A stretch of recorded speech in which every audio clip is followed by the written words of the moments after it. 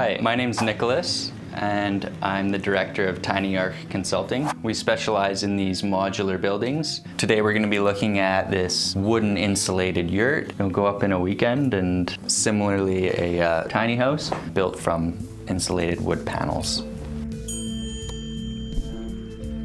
This video is sponsored by Bioptimizers. Go to magnesiumbreakthrough.com/FLORB to get a 10% discount using code FLORB10 at checkout. And remember to subscribe. We moved back from Australia and we needed a place to live. This opportunity came up to live on our parents' property, but we wanted to be, dynamic enough to move the building if we needed to. But I have 3 kids, so we didn't want to be stuck in a super tiny house. The place that we wanted to put the house was relatively inaccessible by vehicle, so we couldn't roll a tiny house down to it. So that's what spurred on the design. I built houses out of panels, like a prefab design essentially. So just scaling that down to a size that's manageable for 2 people. The whole package stacks up neatly into a U-Haul. So yeah, you could take it down, put it into a U-Haul, drive it to your next home, or if you need to sell it for whatever reason, that's always an option. Because they're modular, they're easy to make changes or additions. All right, this is the tiny house here. A little bit bigger than a regular tiny house. It's 16 feet in width and it goes in 24 feet in depth. This edge is hard to see right now, but all these shakes were tucked in afterwards. There's a joint here where the panels are connected, and the Tyvek moisture barrier overlaps and is taped, and then these shakes got tucked in after the fact. So that's how this wall here that we were looking at is actually 4 panels. So each panel is light enough for 2 people to carry. This one, they were all screwed together using GRK screws. This whole house would pack down into the largest U-Haul, but then it would be overweight. So essentially 2 U-Hauls would be able to take this house away. It's just resting on cinder blocks. The bearing capacity of the soil was really poor here, so that's why they're on their side, which is not typical for cinder blocks. This is the entranceway here. It's an undercover area. This is the utility area. So we have our hot water heater. The hose comes in, connects up to the hot water heater, and then back down and out into the bathroom.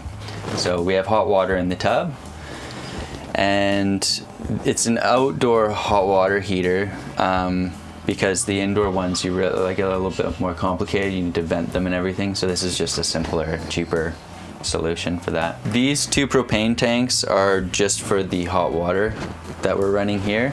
1 tank will last us for a whole month, even with the kids having baths. So yeah, I was pretty surprised at how efficient that system was.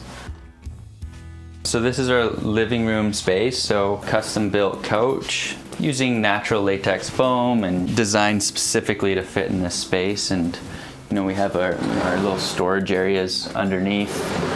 It's a nice place to hang out in the winter time with the wood stove going here. This one was just from Canadian Tire. Pretty straightforward, but also use this to heat water in the winter time. Since the wood stove's going anyways, we'll have a big pot of water here and dump that straight into the tub, save a bit on propane. I actually bought this countertop to match the kitchen countertop, and I just cut it right in half, and then I put it on these hinges so that very easily we could expand to a larger table if we have guests or the kids need a bit more space for coloring or whatever. Here we have our composting toilet, clawfoot tub. Didn't put that much effort into researching composting toilets, and this one I'm not that happy with. You can't pee in it, so with the kids it's like we have a pee pot so that they can pee there, poo in there, but I would probably do a little bit more research and put a bit more time into which composting toilet to get. The tub is great, having a big clawfoot tub is awesome, and the kids love having baths. So some of our storage areas are exposed. So it's just that they use the wall cavity, so here's just a very convenient space. You come in, your coat somewhere, or take them when you go out. But here, a lot of the shelves you'll see I've used the wall cavity itself to use. Like, there's no reason to cover this up and then put another shelf. So we're using that space for all the kitchen stuff, as well as in the kids' room, how they put all their toys and organized it all in there.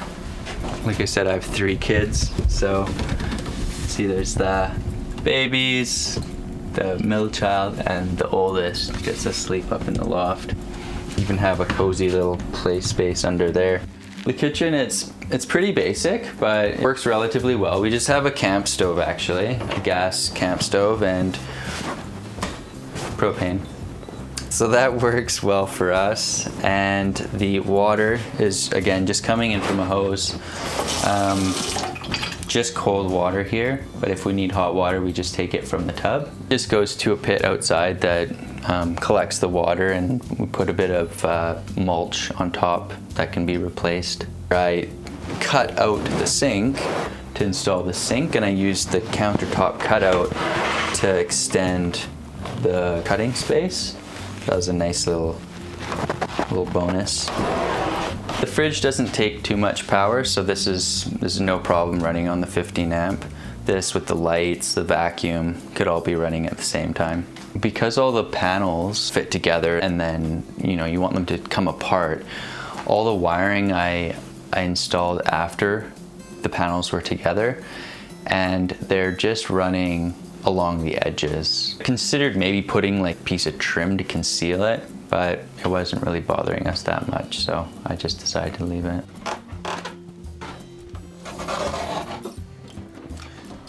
So this window is actually positioned here very specifically to create a draw of air from the bottom. Previously, when I first built this place, this was a vaulted ceiling through here, but I retrofitted in this floor to create my office area. My wife was pregnant when we moved in. It was roasting, so I just rushed out, got one of these and poked it into the wall. When we run that though, air conditioner takes the full 15 amps. So we just turn off the lights and make sure not to run the vacuum cleaner or anything else that takes a lot of power. Benefit of this design is you can really stand up in here.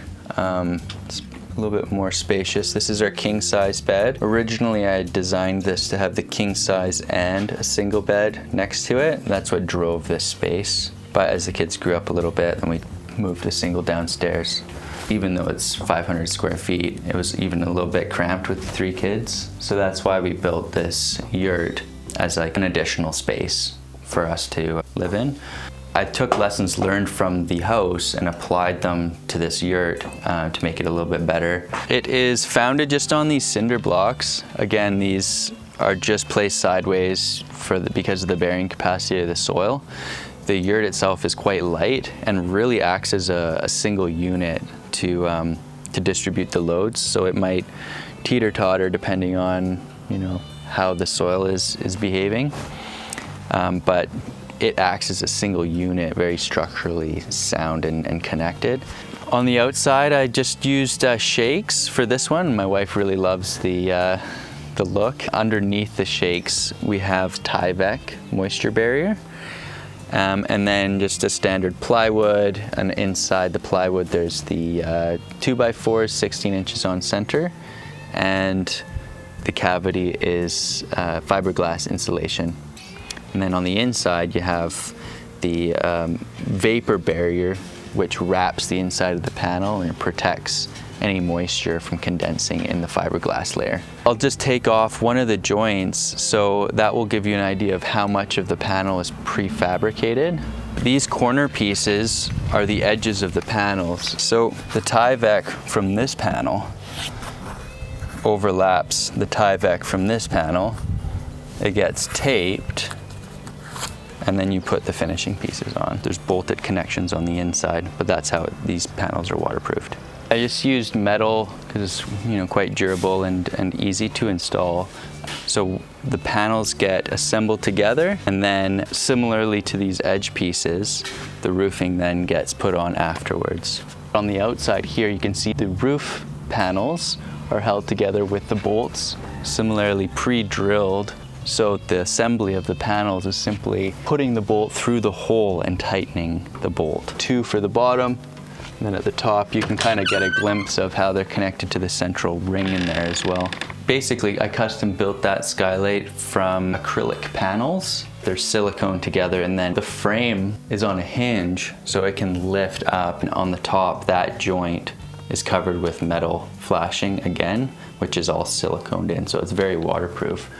These little finishing pieces come off, which expose the bolts that clamp the top of the ring together. Then the walls here, these horizontal planks are pre-cut and supplied with the kit to allow the panels to be bolted together at the bottom and the top, also to allow the roof panels to be bolted to the top. Once all those connections are made, then all these finishing pieces get attached on as the finishing detail.